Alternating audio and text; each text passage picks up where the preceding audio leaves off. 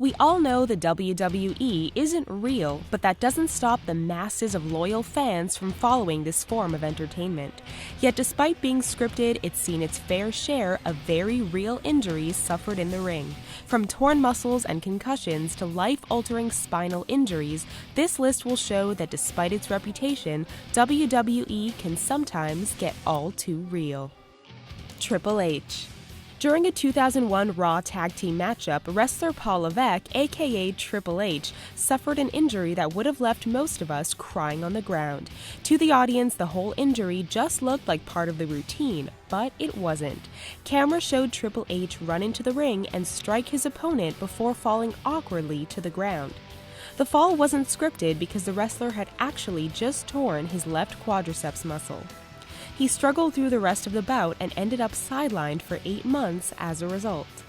John Cena. How painful and debilitating is a torn pectoral muscle? Just ask John Cena. The wrestler squared off against Mr. Kennedy in a 2007 episode of Raw. Early in the match, during what should have been a routine hip toss, Cena tore his right pectoral right from the bone. Obviously protecting his arm, Cena powered through the rest of the match. Predicted to be out of action for up to a year, he was amazingly back in the ring in just a few months. Kurt Angle. Perhaps one of the most anticipated matches of the 2000 SummerSlam was the final triple threat matchup with The Rock, Triple H, and Kurt Angle. Audiences watched as Triple H hauled Angle up on a ringside table to perform a signature finishing move. Unfortunately, the table gave way and Angle smashed his head. Knocked out, Angle came to and eventually found his way back into the ring, heavily concussed. In interviews afterwards, he says he doesn't remember much of what happened. Steve Austin. At SummerSlam 97, Steve Austin faced off against Owen Hart for the Intercontinental Championship.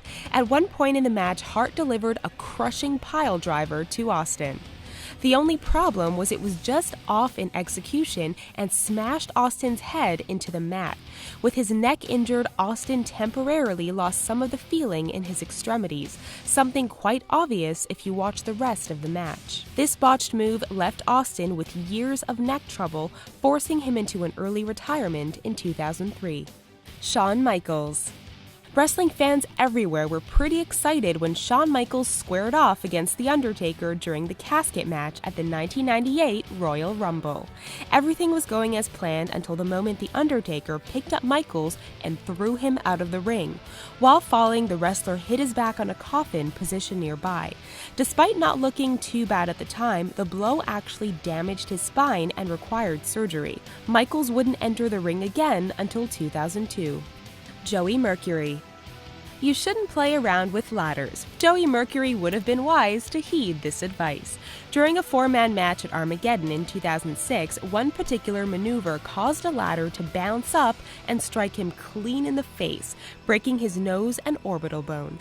Badly cut with blood pouring out everywhere, Mercury slid from the ring in need of help.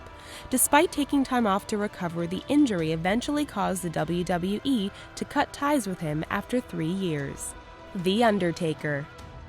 While you'd expect The Undertaker to dish out a lot of damage to his opponents, most fans wouldn't expect the big wrestler to get too seriously hurt himself, especially by a wrestler as small as Rey Mysterio.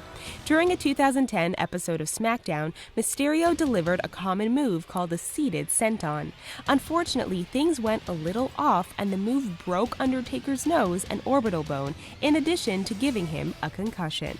The injury caused him to miss several months. Hardcore Holly.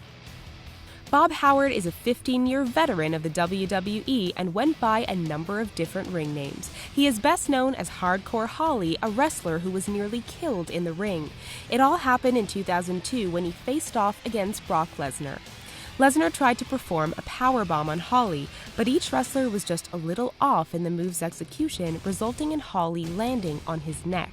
The damage to his neck and spine put him out of action for over a year. Mick Foley. We could probably have a top 10 of just Mick Foley injuries. In his history of injuries, there's probably little that surpasses the 1998 King of the Ring matchup versus The Undertaker. The cage match first saw Foley get thrown 16 feet to the ground below. He was then chokeslammed through the top of the cage, landing hard on the mat below, a move that made even The Undertaker think he was dead. With numerous puncture wounds, a concussion, dislocated shoulder and jaw, the moment was all summed up by the iconic picture of a bloody Foley, complete with a tooth coming out of his nose. Darren Drozdov. While other WWE wrestlers all suffered bad injuries, they also recovered to varying degrees and often re-entered the ring. Darren Drozdov is a different story. During a 1999 SmackDown taping, Droz faced off against D'Lo Brown. What should have been a standard matchup went horribly wrong during an attempted powerbomb. The move didn't work as intended, and Droz suffered a bad neck injury that left him permanently paralyzed. The match was never aired for the public to see. Always remember to play safe. Don't forget to subscribe to The Richest for incredible videos daily. Thank you for watching.